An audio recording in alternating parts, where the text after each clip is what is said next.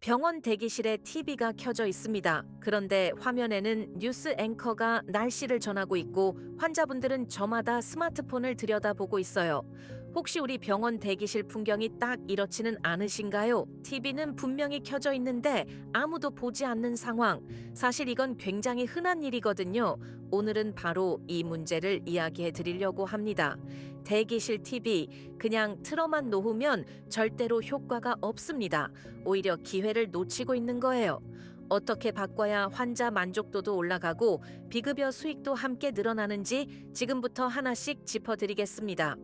환자가 병원에 방문해서 실제로 진료를 받기까지 대기 시간이 얼마나 될까요? 짧으면 10분, 길면 30분 이상이 되기도 하죠. 그런데 이 시간 사실 굉장히 중요한 시간이에요. 콘텐츠랩 코리아의 분석에 따르면 대기실에서의 경험이 환자가 병원에 갖는 전반적인 이미지를 결정짓는 핵심 요소라고 합니다. 즉, 진료를 받기도 전에 이미 병원에 대한 인상이 형성된다는 거예요. 그렇다면 이 소중한 시간에 뉴스나 예능을 틀어두는 게 맞을까요? 아니면 우리 병원만의 이야기를 전달하는 게 맞을까요? 답은 이미 나와 있잖아요. 그냥 TV를 틀어만 놓을 때 생기는 문제, 크게 세 가지로 정리해 드릴게요. 첫 번째는 신뢰 형성 기회 손실입니다. 환자가 우리 병원의 전문성과 진료 철학을 접할 기회를 아예 포기하는 거예요. 두 번째는 비급여 인지도 부재예요. 우리 병원에서 제공하는 비급여 서비스를 환자가 존재 자체를 모르고 나가는 거죠.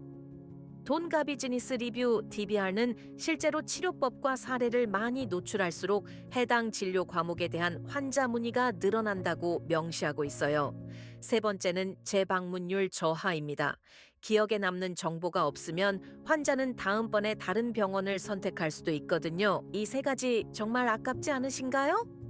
그렇다면 어떤 콘텐츠를 보여줘야 할까요? 핵심 원칙은 신뢰를 먼저, 홍보는 나중에입니다.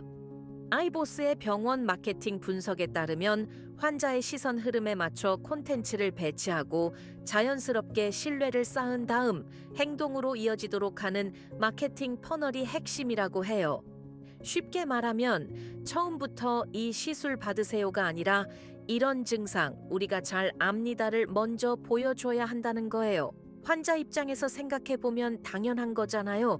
믿음이 생겨야 지갑이 열리거든요. 대기실 TV도 정확히 이 순서를 따라야 합니다. 비급여 진료 홍보 어떻게 하면 거부감 없이 전달할 수 있을까요? 정답은 정보형 콘텐츠에 있습니다.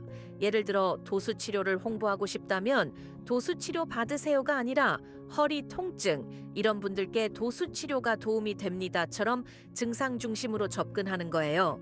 DBR 연구에서도 치료법과 실제 치료 사례를 많이 노출할수록 환자의 신뢰도와 문의율이 함께 높아진다고 했죠.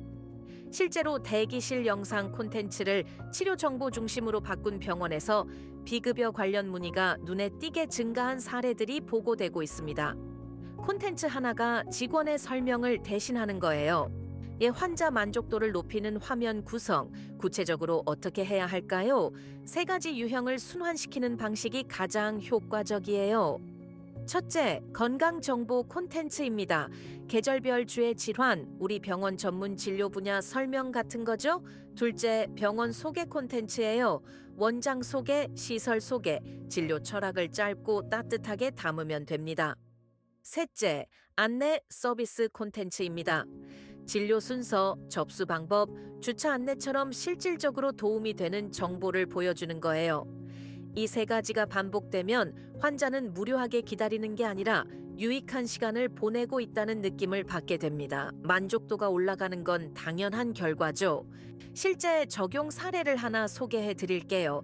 한 중소형 정형외과에서 대기실 TV 콘텐츠를 뉴스에서 자체 제작 건강 정보 영상으로 바꿨습니다. 도수치료, 처해충격파 치료 등 주요 비급여 항목을 증상 중심으로 설명하는 짧은 영상들을 순환 재생한 거예요. 결과는 어땠을까요? 직원들이 따로 설명하지 않아도 환자 스스로 저도 저 치료받을 수 있나요? 라고 먼저 묻기 시작했다고 합니다. 콘텐츠랩 코리아가 강조하듯 고가의 외부 마케팅으로 환자를 유치했다면 원내에서의 경험이 그 투자를 완성시켜주는 거예요. 대기실 TV는 그 경험의 시작점입니다. 이제 운영 자동화 이야기를 해볼게요. 콘텐츠를 만들고 관리하는 게 너무 번거롭지 않을까? 이런 걱정 충분히 드실 수 있어요. 하지만 요즘은 디지털 사이니지 솔루션을 활용하면 콘텐츠 스케줄링, 원격 업데이트, 다중 화면 관리까지 모두 자동으로 처리할 수 있습니다. 오전에는 건강 정보, 점심 전후에는 진료 안내, 오후에는 비급여 서비스 소개처럼 시간대별로 다른 콘텐츠를 자동 송출하는 것도 가능해요. 한번 세팅해두면 매일 따로 손댈 필요가 없어요. 병원 직원의 업무 부담도 줄이면서 환자에게는 더 정돈된 정보를 전달할 수 있는 거죠. 지금 당장 시작할 수 있는 5단계 공식을 정리해 드릴게요. 1단계, 현재 대기실 TV에서 무엇이 나오고 있는지 점검하세요. 2단계, 우리 병원의 핵심 비급여 항목 3가지를 선정하세요.